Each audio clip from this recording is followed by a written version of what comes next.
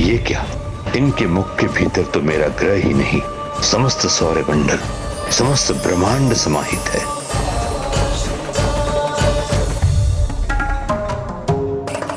क्या हुआ लंकेश? असुर गुरु शुक्राचार्य को प्रभु पिपलाद के मुख में ब्रह्मांड दिखाई देते ही वो स्तब्ध क्यों रह गए?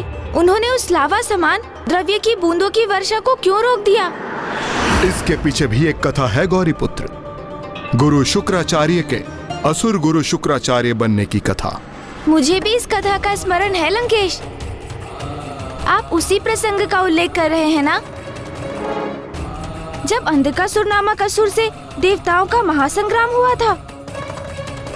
हाँ गौरी नंदन, ये उसी समय की बात है, किंतु युद्ध के पूर्व असुर गुरु शुक्राचार्य को महादेव के पास ये गुहार लेकर आना पड़ा कि देवताओं के पास तो अमृत है और अमर होने के कारण उनका कोई अहित नहीं होगा, जबकि असुरों के पास ऐसा कुछ नहीं। फिर ये युद्ध न्याय संगत कैसे हुआ? फिर असुर गुरु शुक्राचार्य के इस निवेदन पर प्रभु महादेव ने उन्हें एक उपाय सुझाया। मैं असुरों को अमृत नहीं दे सकता, किंतु देवताओं के साथ युद्ध करने के लिए अमृत तुल्य विद्या मृत संजीवनी प्रदान कर सकता हूं। किंतु स्मरण रहे शुक्राचार्य, मृत संजीवनी विद्या का उपयोग मात्र धर्म और न्याय के लिए ही होना चाहिए। किंतु प्रभु महादेव के आदेश का उल्लंघन करते हुए असुर गुरु शुक्राचार्य ने उस मृत संजीवनी विद्या का प्रयोग असुरों के हित में अर्थात अधर्म के लिए करना आरंभ कर दिया, जिससे महादेव कुपित होकर उन्हें अपना ग्रास बना लिया। महादेव के उदर में प्रविष्ट होते ही असुर गुरु शुक्राचार्य ने उनके भीतर उस पूरे ब्रह्मांड को देख लिया, जिसके भीतर सब कुछ समाया हुआ था। फिर कोई क्या देव और क्या दानव, सब नगण्य थे। अंततः अपनी भूल का आभास होते ही असुर गुरु शुक्राचार्य पश्चाताप कर महादेव से गुहार करने लगे। ओम नमः शिवाय, ओम नमः शिवाय, ओम नमः शिवाय। महादेव जी, इतना समय व्यतीत हो गया है आपके उदर में, संपूर्ण श्रद्धा और भक्ति से आपके नाम का स्मरण करते हुए। प्रभु, अब तो मुझे क्षमा कर दीजिए, क्षमा कर दीजिए प्रभु।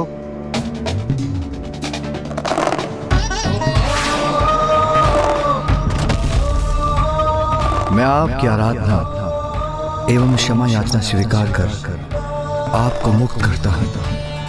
आपकी प्रबल इच्छा शक्ति, भक्ति और ज्ञान से प्रभावित होकर मैं आपको सूर्यमंडल में एक स्थान प्रदान करता हूँ।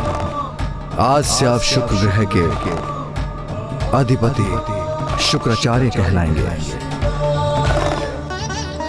प्रभु पिपलाद के समक्ष आते ही असुर गुरु शुक्राचार्य को देवासुर संग्राम के समय घटित उस घटना का स्मरण हो आया था। त्रयंबकं सदाशिवं नमामि जय अनंत नमोस्तुते नमोस्तुते। क्षमा कीजिएगा प्रभु, आपको पहचानने में मुझसे भूल हो गई। इस प्रकार उन सभी ने प्रभु पिपलाद का सूर्यमंडल में स्वागत किया। अवश्य गौरी पुत्र, किंतु सूर्यमंडल में अभी भी कुछ ऐसे ग्रह अधिपति शेष थे जो प्रभु का स्वागत करने के लिए तैयार नहीं थे।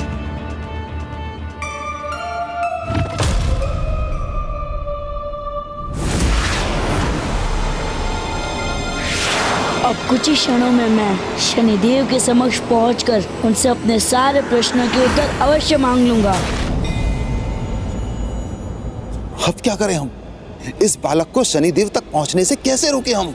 चिंता मत करो केतु, इस बालक को यहाँ पर प्रवेश तो करने दो, फिर शनिदेव के ग्रह तक पहुँचने से पूर्व वो हमारे काल सर्पयोग के प्रभाव क्षेत्र में प्रवेश कर उससे तो प्रभावित होगा, हैं?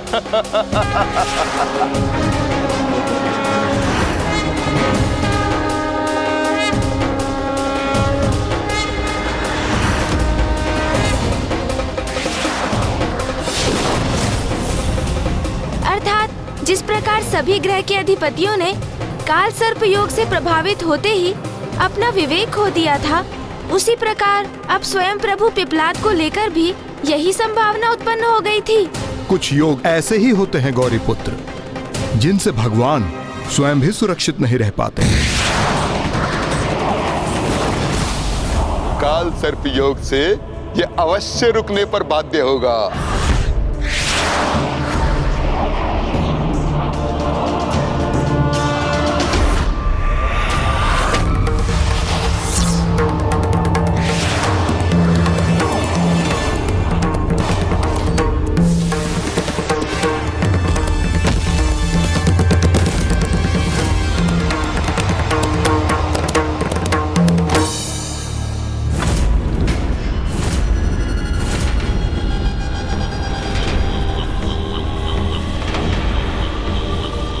जो कार्य कोई अन्य न कर सका उसे राहु और केतु करने में सफल हो गए। अद्भुत।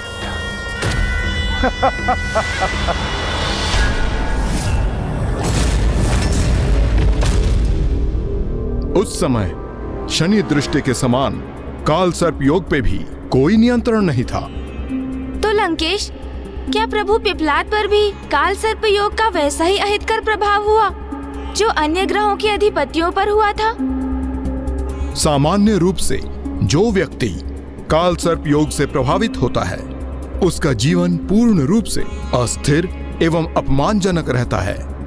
व्यवसाय एवं अन्य प्रकार के हानियों के साथ आर्थिक संकट, असाध्य रोग और मानसिक विकारों से ग्रस्त होने के दुख भी भोगते हैं। किंतु इन सभी से अधिक भयंकर है काल सर्प योग के प्रभाव में आकर धीरे धीरे अपनी सुध बुद्ध एवं अपनी बुद्धि और विवेक से अपना नियंत्रण खो देना। और यही राहु और केतु प्रभु पिपलाद के साथ भी करना चाहते थे। इस बालक पर हमें अपने काल सर्प योग का सर्वाधिक शक्तिशाली प्रभाव करना होगा। ये कैसा प्रकाश है?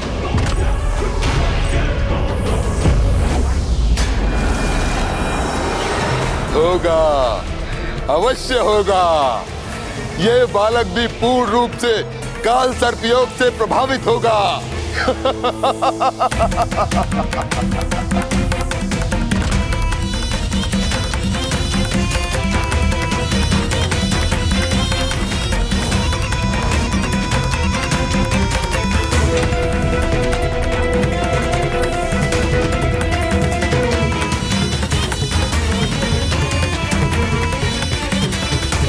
और अब ये कैसा अंधकार उत्पन्न हो रहा है मेरे चारों ओर?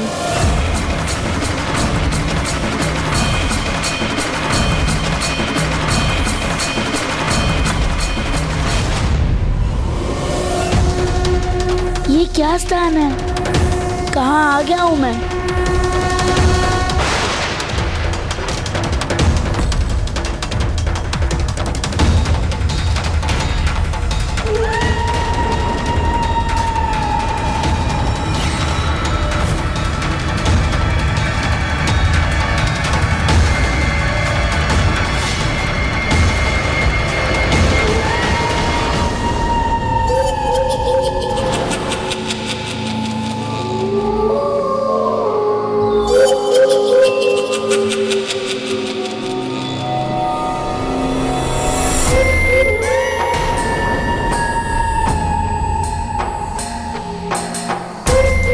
मैं कहाँ हूँ और यहाँ से किस दिशा में जाना है मुझे? चिंता मत करो बालक, मैं करूंगा तुम्हारा मार्गदर्शन।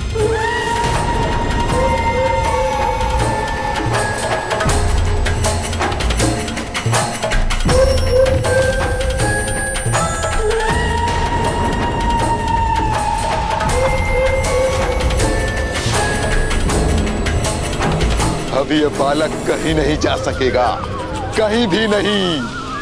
वैसे तो ये हमारे समक्ष ही खड़ा है, किंतु काल सर्प योग के प्रभाव में आने के कारण ये सोच रहा है कि किसी अज्ञात स्थान पर आकर लुप्त हो गया है।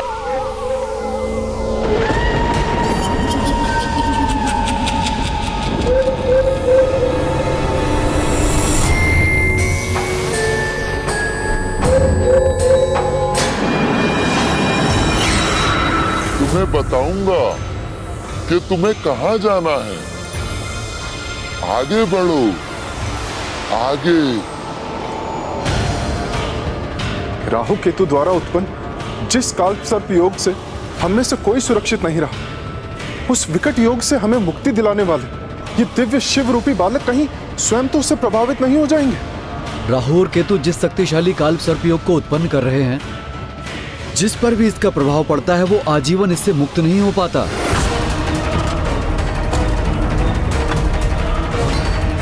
केतु, अब हम इस छलिया बालक पर प्रचंड काल सर्प योग का प्रभाव डालकर इसे लौटा देंगे और अन्य सभी ग्रहों के अधिपति इसी प्रकार स्तब्ध होकर देखते रहने पर विवश हो जाएंगे। हम शनिदेव से विशेष मित्रता का संबंध स्थापित करने में सफल हो जाएंगे और इस प्रकार हम सदैव उनकी दृष्टि से सुरक्षित रहेंगे।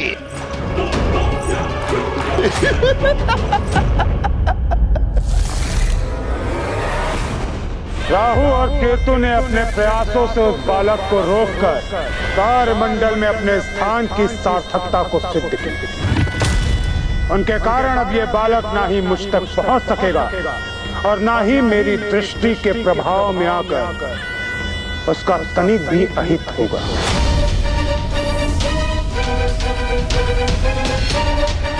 मुझे पूर्ण आशा है कि अब ये दोनों इसे यहां से लौटाकर मुझसे दूर रखने में सफल हो जाएंगे।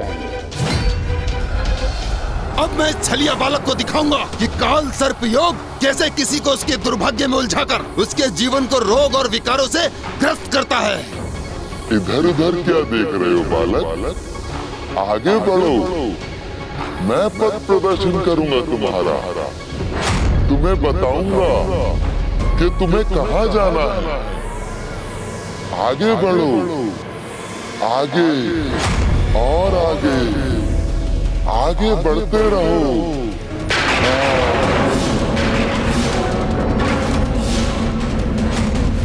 तुम्हें बताऊंगा कि तुम्हें कहाँ जाना है। आगे बढ़ो, आगे बढ़ो, आगे बढ़ते रहो। मैं पथ प्रदर्शन करूंगा तुम्हारा। कदाचित मुझे इन नेत्रों की ओर ही बनना चाहिए।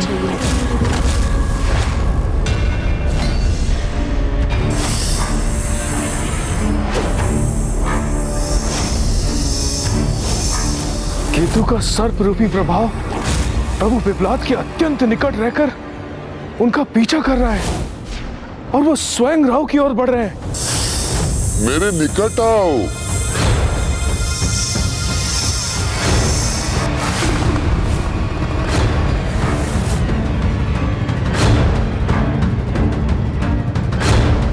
ये जो भी घटित हो रहा है किसका संकेत है? प्रभु की भव्य लीला का अथवा किसी घोर अनिष्ट का?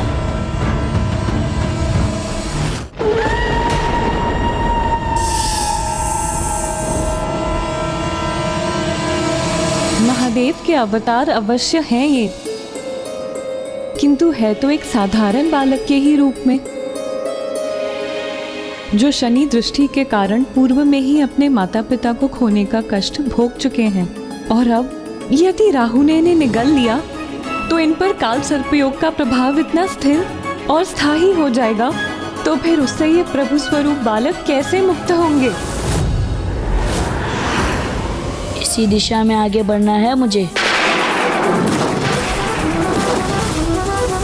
कदाचित महादेव के बाल स्वरूप प्रभु पिपलाद से अधिक काल सर्प योग की ही परीक्षा है।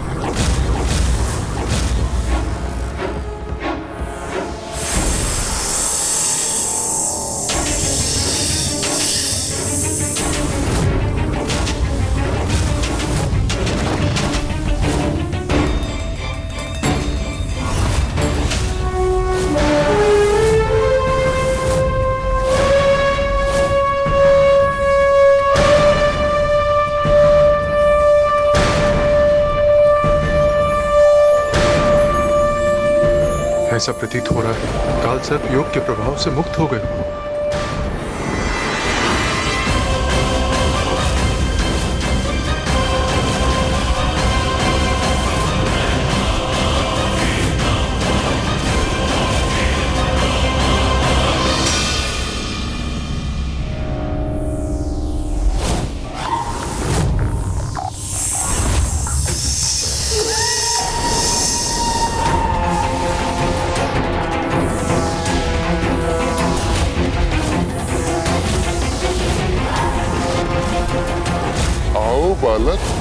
मेरे निकट आओ, मैं ही तुम्हारा उचित मार्गदर्शन करूंगा। आओ, आते जाओ। ये क्या प्रतीत होता है, प्रभु भी काल सर्प दोष योग से प्रभावित हो गए। ये तो अत्यंत अनिष्टकारी है सूर्यदेव। फिर प्रभु स्वयं को इससे कैसे मुक्त करेंगे?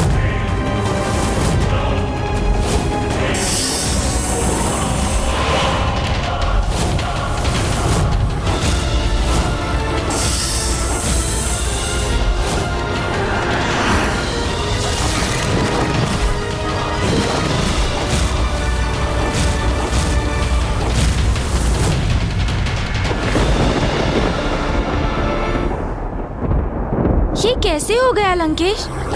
जिन्होंने सभी को काल सर्प योग के प्रभाव से मुक्त किया, वो स्वयं उसमें ऐसे उलझ गए कि राहु उन्हें निगलने में सक्षम हो गए। गौरी पुत्र, कभी कभी प्रभु के दिए वरदानों के समक्ष देवी शक्ति भी अपूर्ण रह जाती है। अर्थात लंकेश, मैं कुछ समझा नहीं। मुझे अपनी कथा तो पूर्ण करने दीजिए, फिर आप स्वयं समझ जाएंगे गौरी पुत्र। लंकेश, जल।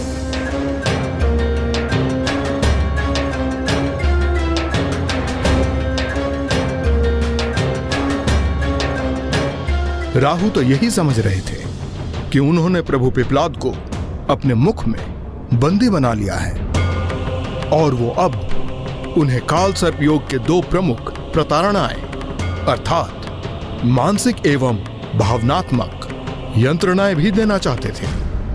राहु हूं मैं, राहु, जिसकी माया के प्रभाव से किसी ग्रह के अधिपति भी रक्षित नहीं रहे। और अब वही राहु अपनी माया के प्रभाव से इस बालक को ऐसा अपार कष्ट देगा जिससे कि ये बालक यहाँ एक क्षण के लिए भी रुकने के स्थान पर प्रथम अवसर प्राप्त होते ही अपने कष्टों के निवारण हेतु यहाँ से लौटने के लिए विवश हो जाएगा।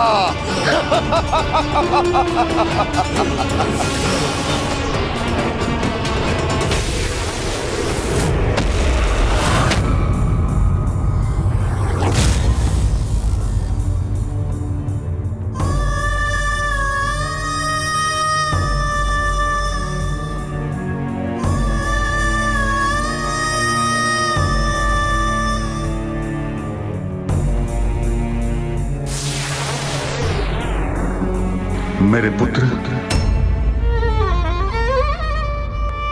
मेरे पुत्र, मेरे पुत्र। पिताजी, पिताजी, पिताजी, पिताजी, अब कहाँ हो? पुत्र, पुत्र। माता, माता, क्या ये मेरी माँ का स्वर है? माँ, क्या आप यही हैं? माता, माँ, माता।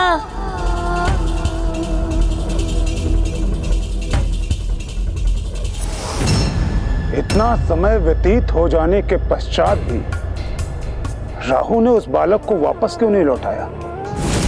राहु क्या कर रहे हैं उस बालक के साथ? कहीं राहु से कोई कष्ट नहीं पहुंचा रहे?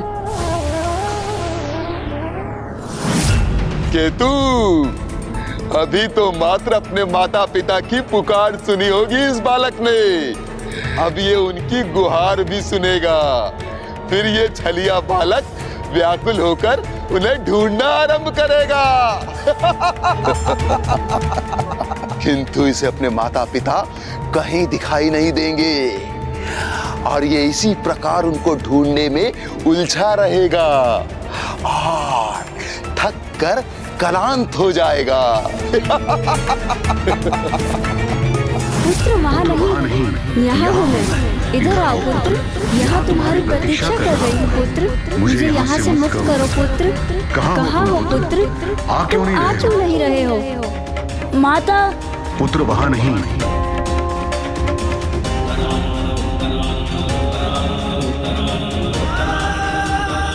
माता और पिताश्री का स्वर तो सुनाई दे रहा है मुझे, किंतु मैं उन्हें ढूंढ नहीं पा रहा हूँ। माता, पिताश्री, माँ, आप यहाँ हैं? पिताश्री, माँ,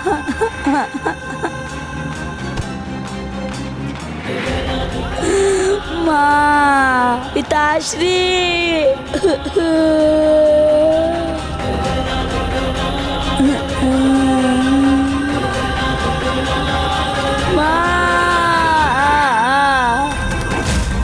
अब ये बालक अपने माँ और पिता की दुर्गति, उनके कष्ट और पीड़ा का साक्षी बनेगा।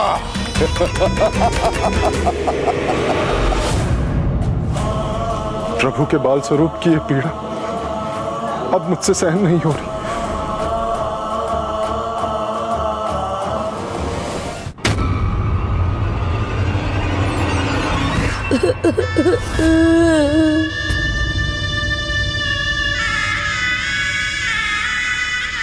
मुझे ज्ञात हो गया है पुत्र, तुम मेरी रक्षा नहीं कर सकते।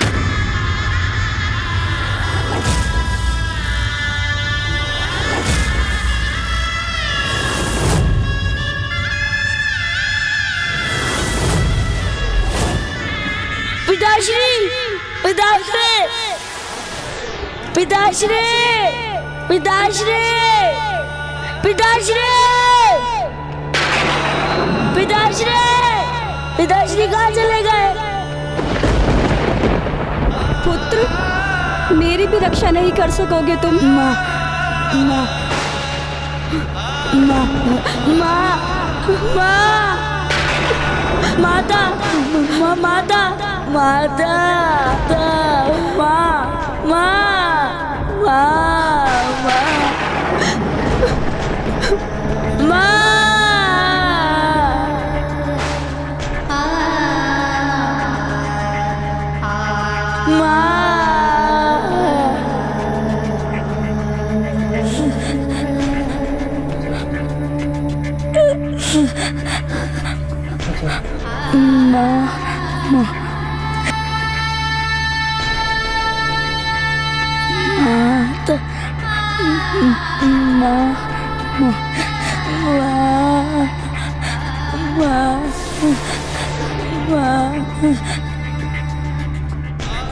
एक कोमल बाल हृदय बालक को राहु के कारण इतना कष्ट हो रहा है, ये तो शनिदेव को भी स्वीकार ना होगा।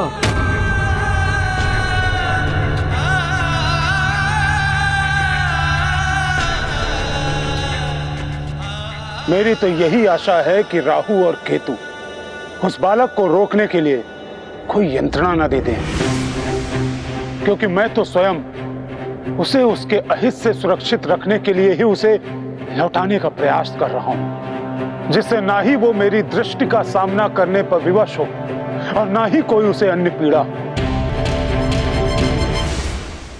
अब इस छलिया बालक की पीड़ा में और वृद्धि होगी। जब मैं इस बालक के समक्ष मृत्यु के उपरांत इसके माता पिता के नरक में निवास के दृश्य प्रस्तुत करूंगा।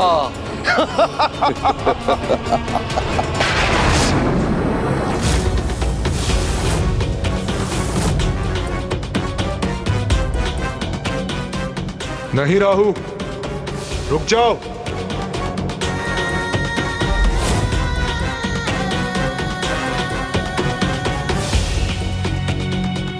इस अंधकारी सुरंग के अंत में अब इसे तीव्र प्रकाश दिखाई देगा।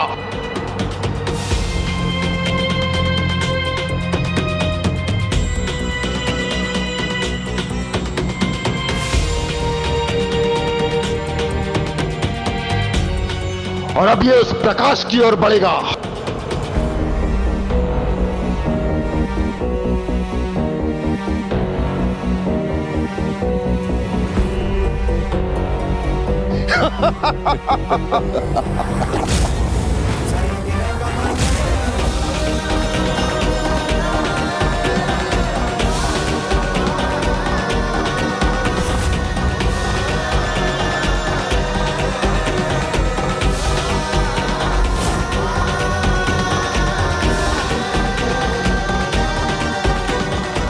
और जब इसकी दृष्टि इस प्रकाश को भेद कर उस पार देखेगी तो मृत्यु के उपरांत अपने माता पिता की दुर्दशा को देखकर स्तब्ध रह जाएगा।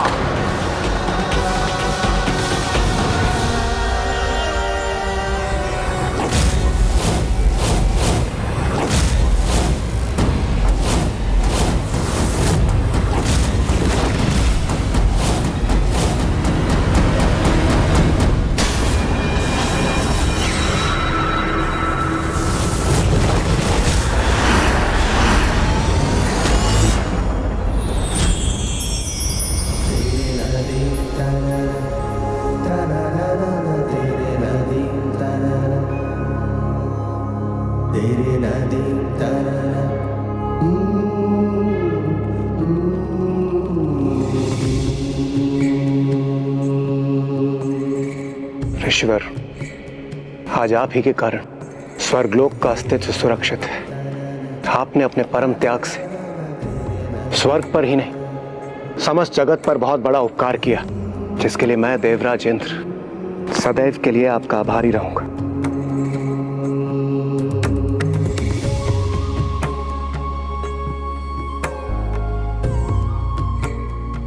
हाँ ऋषिवर, स्वर्गलोक ही नहीं अपितु पृथ्वी, संपूर्ण सृष्टि आपके बलिदान के कारण ही आज सुरक्षित है। अन्यथा वो दुष्ट व्रतासुर सर्वत्र विनाश करता, संपूर्ण ब्रह्मांड को लील जाता हो और कुछ भी शेष नहीं रहता।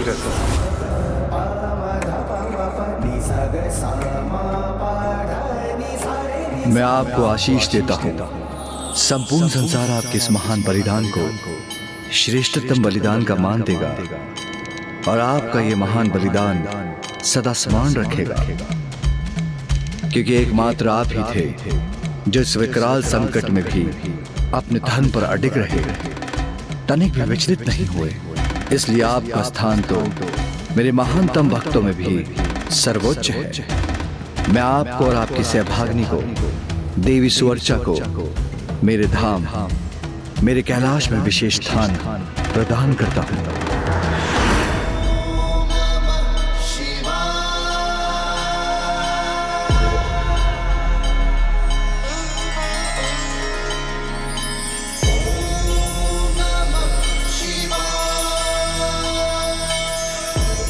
और फिर उन दोनों को स्वयं महादेव ने शिव धाम कैलाश में स्थान प्रदान किया। ये क्या कह रहे हो राहु? उसके माता पिता को कैलाश धाम में स्थान प्राप्त हुआ? ये कैसा दृश्य दिखा रहे हो तुम इस बालक को? क्या मैंने क्या कहा? कैलाश धाम? किंतु मैं तो इस बालक को नर्कलोक के दृश्य दिखाना चाहता था। किंतु वो दृश्य दिखाने में असमर्थ रहे ना, दृश्य दिखाने में असमर्थ रहे ना।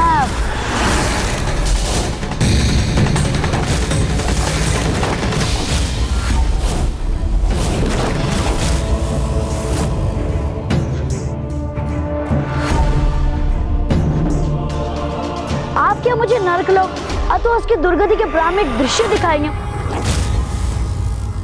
क्योंकि मैंने तो उसी सदगति के दृश्य देखे जो मेरे माता पिता को प्राप्त हुए। मैं आपको और आपकी सहभागिनी को, देवी सुवर्चा को मेरे धाम, मेरे कैलाश में विशेष स्थान प्रदान करता हूं। ये कैसे संभव है? इस पर मेरी माया सफल कैसे नहीं हुई? जिसके हृदय में और मन मस्तिष्क में सत्य और धर्म का वास होता है, जो अपने कर्म और कर्तव्य के प्रति निष्ठावान होता है और जो सभी प्रकार से स्वच्छ एवं पवित्र रहता है, वो किसी के माया जाल में प्रभावित नहीं होता है राहु जी, चाहे वो तुम्हारा काल सर्प योगी क्यों ना हो।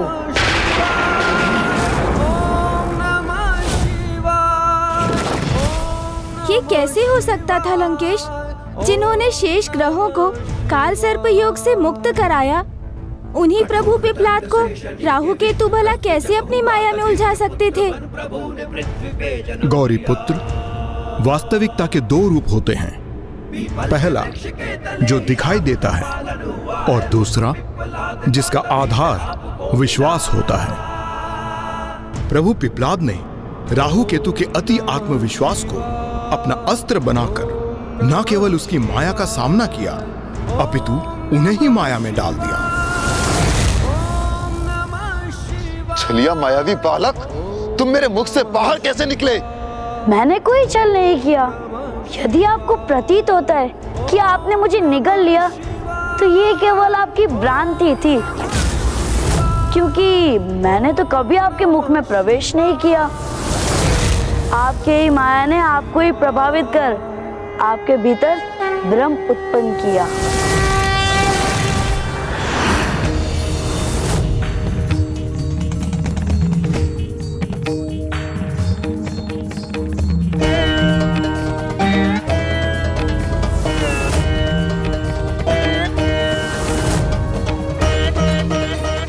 शनिदेव, मैं आ रहा हूँ। आपके राहु केतु भी मुझे रोकने में असमर्थ रहे, किंतु मैं इन दोनों को उनके उचित पाठ पढ़ाने के पश्चात ही आऊंगा। माया का प्रभाव कुछ समय के लिए अवश्य रहता है, किंतु जो दृढ़ता और आत्मविश्वास पर अडिग रहते हैं, उसे माया प्रभावित नहीं कर सकती।